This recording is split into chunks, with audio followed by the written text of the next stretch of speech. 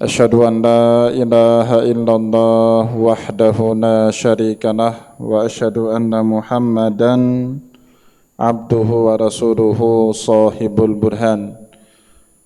Allahumma salli wa sallim ala rasulikal karim Muhammad sallallahu alaihi wasallam wa ala alihi wa ashabihi wa man tabi'ahu bi ihsanin ila yaumiddin summa amma ba'du.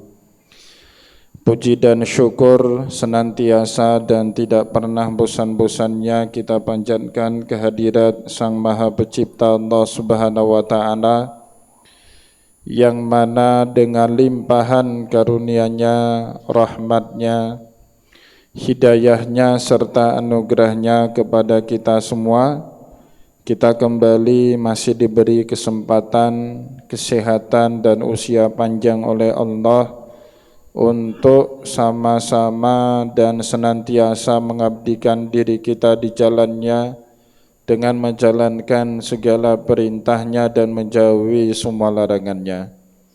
Salawat diringi salam juga tidak pernah lupa pula kita hanturkan kepada junjungan alam Nabi besar Muhammad sallallahu alaihi wasallam, di mana dengan perjuangan beliau dan para sahabat beliau kita dapat mengenal betapa rahmatan lil alamin ajaran agama Islam sebagaimana yang menjadi keyakinan dan pengetahuan kita bersama. Bapak Ibu kaum muslimin dan muslimat yang dimuliakan Allah, dalam kehidupan kita di dunia ini Allah Subhanahu wa taala telah menggunakan orang-orang tertentu untuk menjalankan kepentingannya Allah. Atau dengan kata lain, tidak lagi ada pada orang-orang tersebut kepentingan untuk diri mereka dan keluarga mereka sendiri. Siapa orang-orang yang dimaksud itu? Orang-orang tersebut adalah para nabi dan para rasul. Jadi Bapak Ibu kaum muslimin dan muslimat yang dimuliakan oleh Allah, jika kita membaca sirah para nabi dan rasul, hampir dari mereka tidak ada lagi kepentingan dalam menjalankan kehidupan mereka sendiri. Contohnya Nabiullah Ibrahim. Kita tahu Ibrahim itu lama sekali bermunajat sama Allah untuk diberikan keturunan. Baru saat usianya 86 tahun Allah berikan dia seorang putra bernama Ismail. Baru usia anaknya 2 minggu Allah perintahkan Ibrahim untuk membuang anaknya. Biwadin ghaira dzi zar'in inda baitikal muharram, di suatu lembah gersang tandus, tidak ada kehidupan dan tidak ada manusia yang tinggal di situ. Bapak Ibu kaum muslimin dan muslimat yang dimuliakan oleh Allah, saat usia Ismail 9 tahun kembali Allah memerintahkan Ibrahim untuk menyembelih putranya. Tentu kalau kita punya kepentingan dengan seorang anak, kita akan menolak perintah Allah Subhanahu wa taala itu. Begitu juga yang terjadi dalam kehidupannya Nabiullah Isa alaihissalam. Allah Subhanahu wa taala berkeinginan untuk menjadikan seorang manusia tanpa proses pernikahan. Tapi konsekuensinya kemudian ibunya Isa Maryam dan juga tentu dengan Nabiullah Isa tidak pernah berhenti terkena yang namanya fitnah. Hujatan makian selalu dialamatkan kepada mereka berdua, sampai-sampai Allah mengabadikan itu di dalam Al-Quran. Bani Israel, di mana bangsa berasalnya Nabiullah Isa dan ibunya Maryam berkata kepada Maryam, "Ya Maryamu ma kana abuki imra'a sau'in wa ma kanat ummuki baghiyah." Maryam, ibumu itu bukan pelacur, bapakmu itu juga bukan seorang jahat, tapi kenapa kamu sampai punya anak di luar nikah? Bapak Ibu kaum muslimin dan muslimat yang dimuliakan oleh Allah, di situ para ulama memahami kehidupannya seorang nabi, kehidupannya seorang rasul tidak lagi untuk menjalankan kepentingan kehidupan mereka sendiri, tapi semuanya sudah diwakafkan untuk kepentingan agama Allah Subhanahu wa taala. Begitu juga dengan Nabi kita Nabi Muhammad sallallahu alaihi wasallam.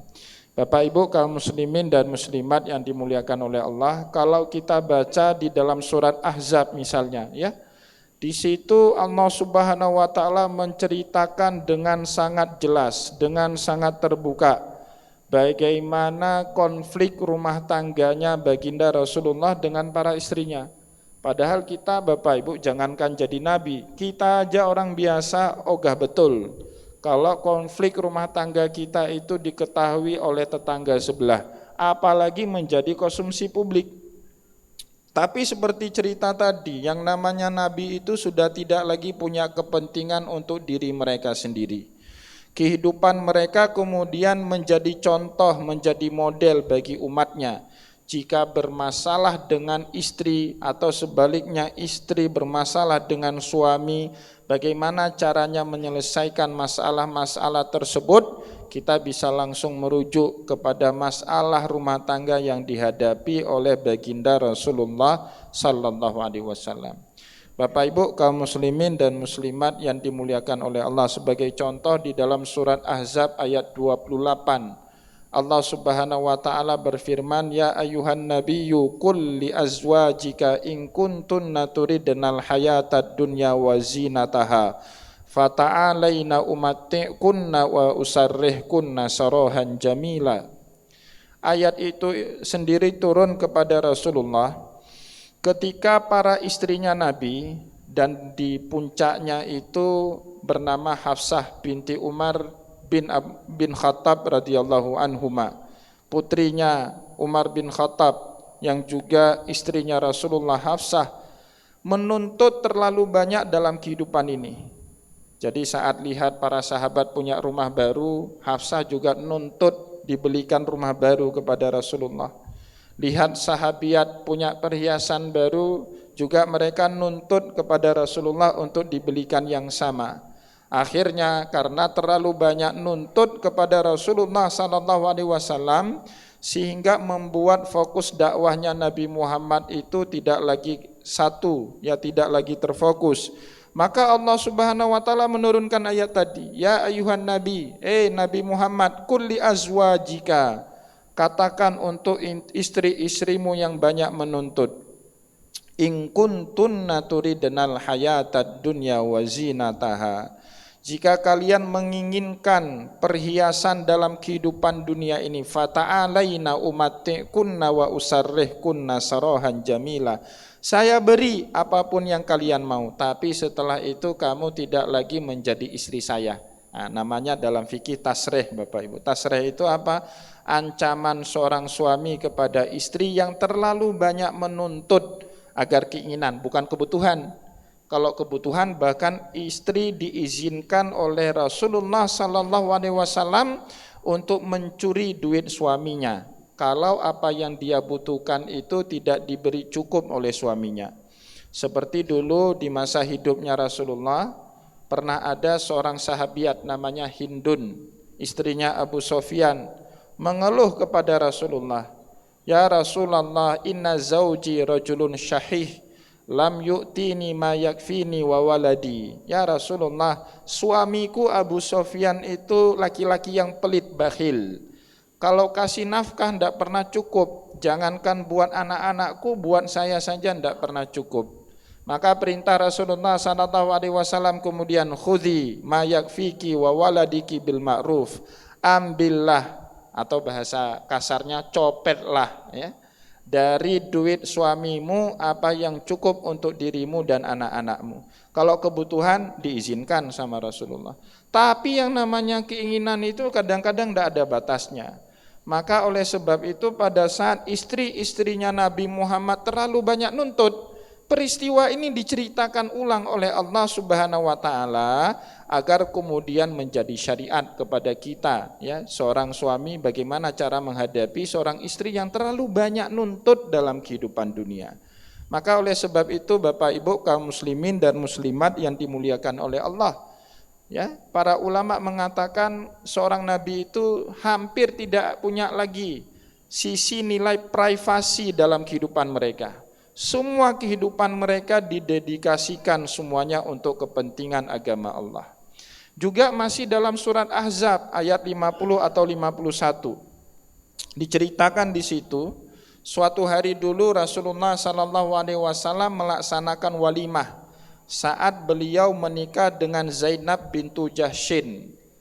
Dulu Bapak Ibu yang namanya walimah dilaksanakan malam hari. Ya, orang Aceh bahkan dulu sebelum konflik tidak ada yang namanya walimah di siang hari. Saya baca di dalam kitab Kanun Mengkuta Alam. Itu yang namanya aparat kampung boleh nolak keluarga yang mau melaksanakan acara walimah di siang hari. Yang tidak bertanggung jawab aparatur kampung. Kenapa? Di siang hari dulu orang Aceh produktif, bekerja, pergi ke sawah, pergi melaut. Tetapi kalau acara pernikahannya dibuat malam hari, maka semua aparatur kampung terlibat menjadi panitianya. Ya, kalau sekarang ya kita buatnya di siang hari. Dulu di masa Rasulullah acaranya di malam hari. Karena itu malam pengantinnya Rasulullah dan kebetulan rumahnya Nabi itu kecil sekali. Kalau kita pergi ke Museum Asmaul Husna di kota Madinah, itu ada replika rumahnya Rasulullah. Dibuat sesuai dengan keterangan yang ada di dalam hadis. Rumah Nabi Muhammad itu luasnya 27 meter persegi. Insya Allah besar rumah kita Bapak Ibu. Ya, besar rumah kita. Rumah kita ada tipe 200, ada tipe 150. Rumah Rasulullah itu cuma tipe 27 meter persegi. Maka tamu itu diundang Rasulullah per shift. Ya, satu-satu shift 50 orang. Setelah selesai keluar, masuk shift berikutnya. Kebetulan yang shift terakhir itu setelah makan kenduri walimah di rumah Rasulullah keenakan ngobrol. Sehingga mereka tidak sadar waktu sudah larut malam. Nabi Muhammad pengantin baru. Ngobrolnya terlalu panjang dan itu membuat Rasulullah tidak nyaman. Tapi ya Rasulullah masa ngusir tamunya. Justru itu menjadi sunnah yang buruk. Akan dicontoh sama umat-umatnya kelak.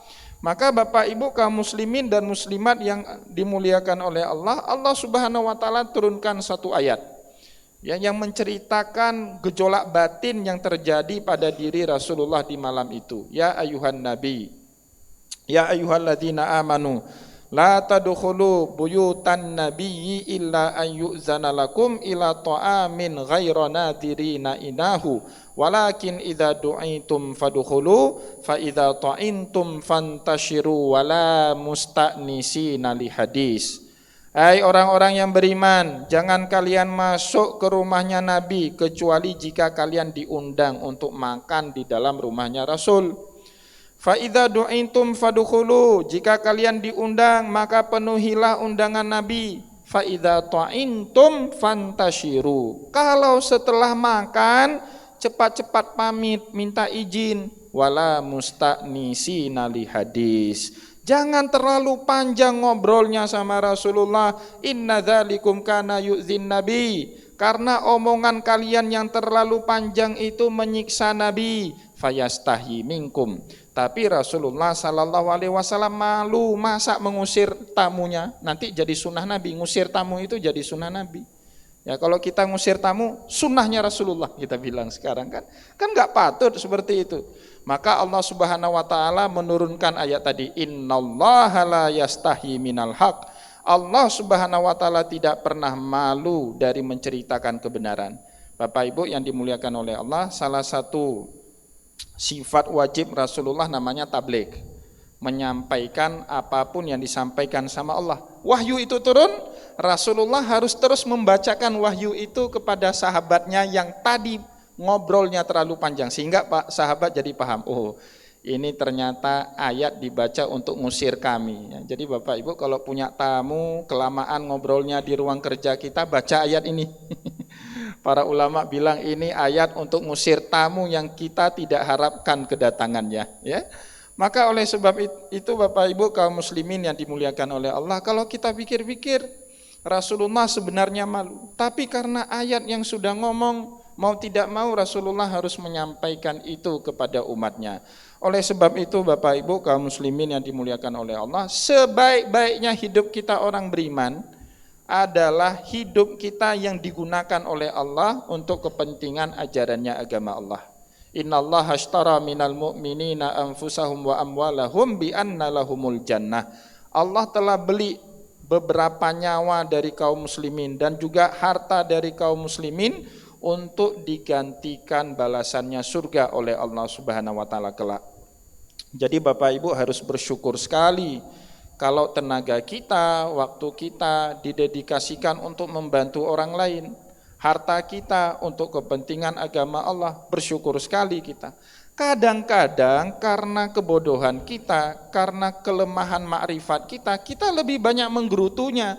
Pada saat Allah Subhanahu wa taala sebenarnya sedang melibatkan kita dalam proses membantu kaum muslimin yang lain. Saya kasih contoh Bapak Ibu. Kadang-kadang kita pergi ke suatu tempat, naik mobil atau sepeda motor, ban mobil atau sepeda motor kita itu bocor. Padahal kata para ulama itu caranya Allah buat kita terlibat untuk memberikan rizki kepada tukang tempel ban. Tapi dasar orang kita yang gak makrifat saat bocor menggerutu dulu, alah kabocolom. Ya Allah, pakan lonloy kena musibah, pakan hana urang lain. Itu tandanya apa? Lemahnya iman dan tauhid kita kepada Allah. Padahal ulama mengatakan jika kita dibocorkan ban Honda itu sebenarnya bukan musibah, tapi Allah kepingin kita ikut terlibat dalam membantu memberikan rizki kepada tukang tempel ban yang memang rizkinya dari membuat ban yang bocor. Maka oleh sebab itu Bapak Ibu kaum muslimin yang dimuliakan oleh Allah, oleh para ulama, musibah tidak selalu dimaknai dengan bencana. Kadang-kadang musibah cara Allah memuliakan kita agar ikut terlibat dalam memberikan mata rantai rezeki kepada saudara-saudara kita muslim yang lain. Semoga Allah Subhanahu wa taala selalu berkenan melibatkan kita dalam semua kebaikan dalam ajaran agama ini. Semoga apa yang kita sampaikan bermanfaat kepada kita semua. Saya mohon maaf jika ada yang tidak berkenan. Wallahu muwaffiq ila aqwamit thariq wa nasrun minallah fatun qarib. Wassalamualaikum warahmatullahi wabarakatuh.